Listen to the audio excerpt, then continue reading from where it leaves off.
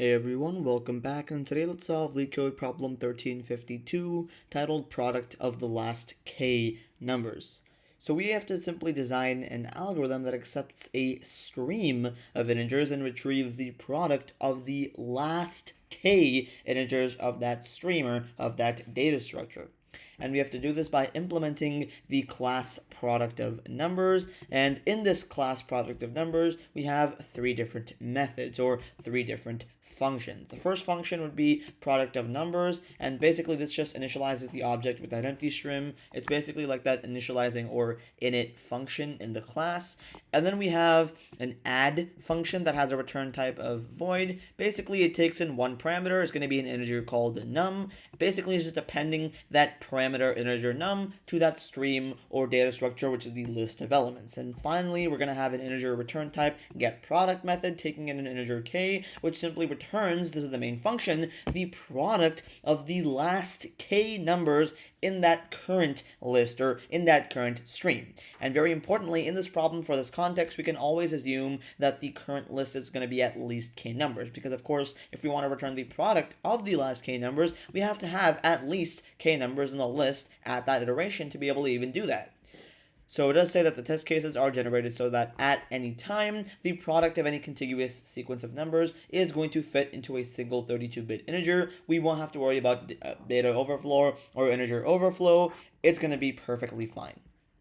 So in the initial example here, I'm kind of just going to gloss over these. I think, or rather, I hope you guys understand the point of this kind of class and of these methods. Effectively, we have the product of numbers class, and we have, I think this is 5 adds.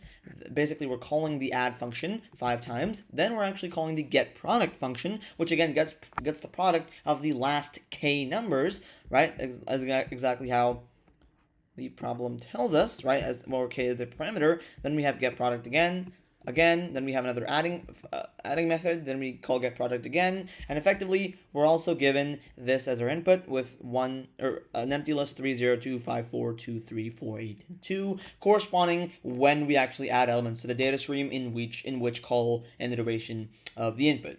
So in this case, our output is going to be 5 nulls, or rather 6 nulls. Then we have 24, 0, we have another null, and then we have 32. All these nulls simply signify that we're basically adding an element, and these 24, 0, and 32 actually are the result or output of the get product function, actually outputting the product of the last k numbers. Right? And for the explanation here, we see that we just basically call the functions. First, we add these 5 elements, then we actually get the last 2, 3, and 4 elements for the first 3 calls of the get product function respectively, and then we return the values of the last k numbers, and we simply just add again and call it again. And the key thing to note is that, okay, we have get product at 2. That means we want to get the product of the last 2 numbers, which in this case are going to be this 4 and this 8, and 4 times 8 is 32, that's why we return 32. So for the constraints here, we see that any number is going to be less than 100, and the k value, basically the last k numbers, is going to be within 4 times 10 to the 4th power, and at most 4 times 10 to the 4th power calls are going to be made to the add method and to the get product function. And we're also guaranteed that the product of the stream at any point in time, like the problem statement told us, is going to fit in a 32-bit integer without actually overflowing. And very importantly, the follow-up is actually pretty relevant at least to our solution. In the context of this problem, it asks us, can you implement both the get product and the add functions? We want both of them to work in constant or big O of 1 complexity instead of the more naive solution big O of k time complexity. And that's exactly what I'm going to be showing you guys in today's solution. And big O of k is kind of like the starter solution that you should think of first before actually kind of jumping to the big O of 1 solution.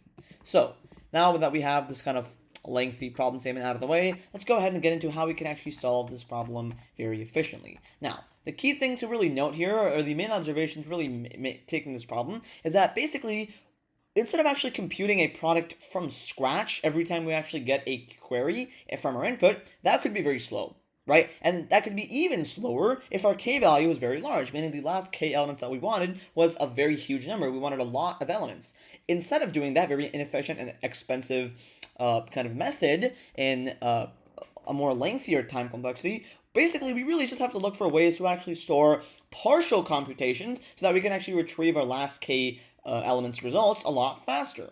So how is that actually going to work? To kind of explain that into detail a lot more, instead of actually keeping track of all of the numbers individually, we can actually maintain something called a prefix product list. And you may have heard of prefixes or prefixes lists. Very similarly, we're going to maintain a prefix product list for the context of our data stream input. Right? And basically what that's going to do, as the name kind of suggests, it's going to store the cumulative product of all of the numbers that we've added so far. Very similar to how a prefix works. And the main thing to kind of note here is that the product of the last k elements, we can always retrieve it in big O of 1 or constant time, like the follow-up asks us for both of the methods that we implement using that prefix product list. That's exactly why we're using that list, to make it as efficient as possible and to actually also answer the follow-up part of this question. Now, there are a couple edge cases that we have to address while actually talking about this problem. And the first thing is when we actually add a 0. To kind of think about the base kind of way 0 is handled in products, let's say we're adding 5 times 4. Of course, very simply, this would have a product of 20. If we did 4 times 5, multiplication is commutative, so this would still be 20. Now, what if we had 10 times 5? That's still 50, but what if we had 10 times 0? 10 times 0 is actually going to be 0 because we have 0 tens, or basically we have nothing. We have 0 of everything, meaning we have exactly 0 things. We have a value or product of 0. If we had 5 times 0, again, it's going to be 0. We still have 0 of everything. We have 0. We have nothing. 0 times 3. Still going to be 0. And the very important thing to make from this, or observation to really make from this kind of getaway, is that anything that's multiplied by 0 is going to be 0. So what if we're actually in the last k element that we're adding as the product? What if that list, or what if those last k elements, what if they actually have a 0? What if we're actually adding a 0? And again, since we actually wipe out the product completely back to 0 when we actually multiply any value regardless of what it is by 0, we have to actually reset our calculations whenever we add a 0, because that would kind of reset it back to 0, and we'd have to move on from there for future iterations or for future additions, right? And the way we can do that, basically we can just reset our prefix product list, and basically that avoids any invalid computations when we actually encounter and add a 0 to our data stream. And that makes our queries answering a lot more efficient as well, because using that prefix product approach, we can actually compute the product of the last k elements or numbers in our input in constant time. And the formula that we can actually use there isn't too relevant, I wouldn't say, in the context of this problem. I'm not going to go too much in depth into this. Basically, the way we can actually compute the last k numbers in constant time of our data stream is basically going to be prefix at n, and it's going to be divided by prefix at n minus k, right? Let me just put this in parentheses so it's a little bit easier to understand. But this is how that formula is going to work. And sorry if the rain is bothering you guys. It is actually raining a lot down here. So yeah, hopefully that doesn't kind of interrupt the video. I'll try to kind of power it off with my voice, right? But something very important to make, if k is of course greater than the number of elements that we have at any iteration or at any call of the get product method, we have to return 0, because we need at least k elements to even apply that operation of the last k elements, right? So now let's go ahead and actually get into the code of the solution. So as you can see, in the editor of this solution on Leetcode, they actually do give us the class initialization and all the methods as well. All we have to do is literally just initialize our data stream and actually apply these methods on that data stream by filling out the methods that they gave us, right? So basically what we're first going to do in this initializing method that actually initializes the data structure when we actually create an object of this product of numbers class, we first want to initialize or create our prefix list, right? Because that's exactly how we're going to be calculating the last k elements very efficiently. And I'm going to be using the self keyword in Python. It's the object-oriented programming keyword in Python. And I'm going to say self.prefix. It's going to be initialized to a single list with a single element 1, right? Now, what this prefix list is actually going to do, it's basically going to store the prefix products. And if we kind of recall from our mini explanation, that's basically going to be the cumulative product of the numbers that we add at every iteration or at every operation to our data stream, right? And the reason why I'm actually initializing this to 1, because of course if we initialize it to 0, or an empty list, we'd actually have a 0 in it technically, right? And 1 is a very good element for multiplication because it's basically like a neutral element for multiplication. So once we actually start adding elements to the prefix or to the data stream, this 1 is not going to affect it because 1 times anything is that element itself, right? That's basically kind of like that neutral element for multiplication that sets off or initializes our multiplication, right? And that's actually going to be completely it for the init method. Really, we're just initializing the prefix list, okay? Now that we have that out of the way, let's go ahead and get into the void return type add method, right? This is literally where we just add the number or element to the data structure where the number is num as our input with type integer, right? That's basically going to allow us to insert that number into that data structure with calling the method add. Now, what is the first thing that we want to check? Well, what if the current number that we're adding, what if the current num integer, what if that's equal to 0? Now, what did we talk about when we actually encountered zeros? We knew that if we actually encountered a 0, since 0 times anything is just 0, we know we have to actually apply that resetting logic. And so if the current number is 0, if the number that we're adding at this current iteration to the data stream, if that's 0, we want to reset our self.prefix, so reset the prefix product to basically just be a list of 1 again, right? We're basically, since we're multiplying by 0 actually resets the product with any value, we're basically restarting the prefix list with just a singular 1, just like how we initialize it on line 4 in the initializing method, right? However, what if that's not the case? What if we actually do have a valid element to actually add on to our prefix list? Then we have to actually calculate the new product if the number isn't 0. And we can do that in Python calling the self keyword again. So self prefix dot append. And since I initialize it with self, I'm going to be using self to actually append and add elements to the prefix. So self dot prefix dot append. And in this case, I'm going to add self dot prefix at the topmost element, so in Python it's simply just index at -1 times the current number itself. Because think about it, this prefix product list is cumulative, meaning we simply add products on and on and on. Cumulative, I don't know if cumulative is a word, cumulatively, rather, sorry, I don't know if cumulatively is a word. Basically, we're adding products adding elements as we actually multiply them to the current product of the prefix list, on and on and on, cumulatively to our prefix list. Or to a prefix list, right? And basically how this works is we're multiplying the last element of the prefix by the new number and then appending that result to the prefix for this current number. And that always makes sure that prefix at any index I is going to contain the product of the first I numbers, that cumulative portion or logic of this prefix product list.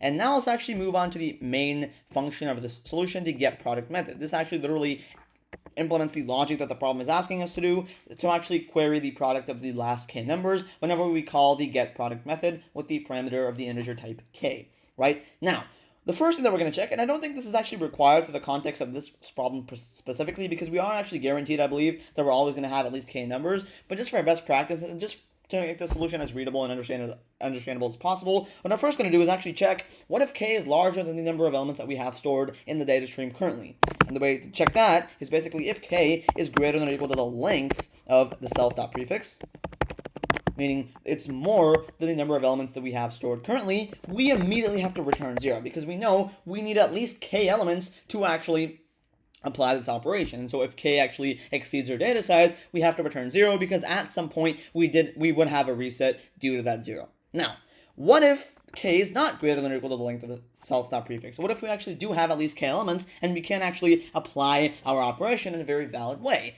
Well, then we want to apply that operation. We want to actually get the last k elements product of the prefix product list, right? And this is where that cumulative portion of that prefix is very important. Since we were adding products or elements to the product list cumulatively, meaning we're adding on the topmost element of the prefix, we know that we can basically get the last k elements of the prefix and be guaranteed that it would be the product of the last k elements because again, the product is cumulative for all the elements that we add in the prefix. So we can basically return the value of the prefix, so self.prefix at -1, and I'm going to actually do something called integer division in Python using double slash, and I'm going to divide it by self.prefix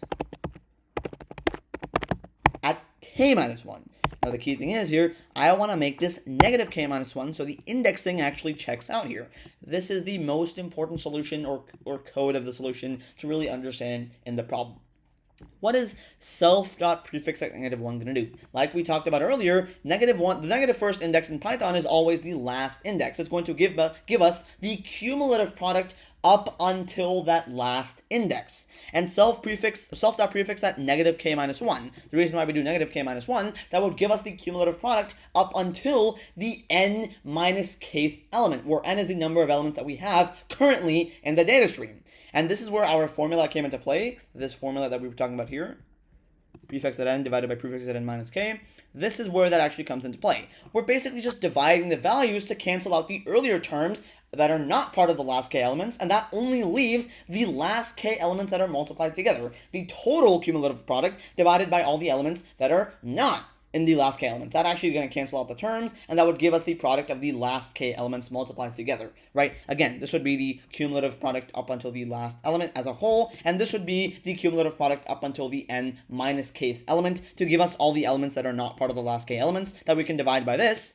And that way, we cancel out or remove all the elements that are not part of this last k elements stream and only get the product that are part of the k elements. It's very simple math if you really think about it. If we have a list like 1, 2, 3, 4,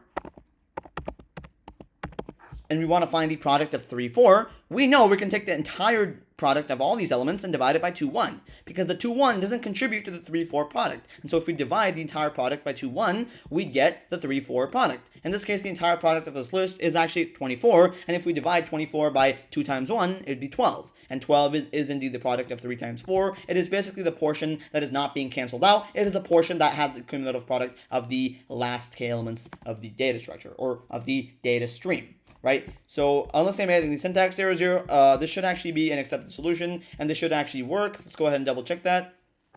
And as you can see, this really is just about as efficient as you can get it to be. Now, let's actually kind of reiterate how this code actually works as a whole.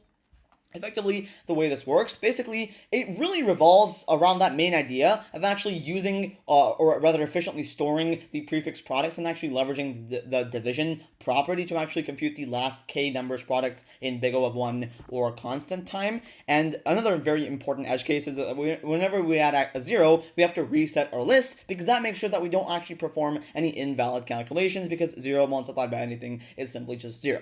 And when we actually do this, we always maintain a lot of rather a very efficient solution while also handling our edge cases. And instead of actually kind of using the naive solution of basically iterating through k elements every single time, we're actually using something called prefix division, and that would actually reduce our time complexity from big O of k to big O of 1 for each query in our input. And that brings us to the complexity of the solution. For the runtime complexity, it's actually going to be like the follow-up actually tells us to do, big O of 1, or a constant time operation or complexity per every single operation. That makes it very efficient. The reason why is because the add product, or the add method, is going to be big O of 1, because of course appending to a list would take constant time, or appending to a data stream would be constant time. And the get product method is also big O of 1, because we're only actually using one division operation apart from that simple conditional that we had. And so it's going to be big O of 1 per operation. And for the memory or space complexity, we're actually storing that extra self.prefix prefix product list, and that would actually grow linearly with the number of added elements that we have, basically the size of our input. So in the worst case, it is actually going to be a bottleneck simplified solution of big O of n, or linear solution, where n is again the number of elements that we actually add before a 0 appears in our data stream, before a 0 appears.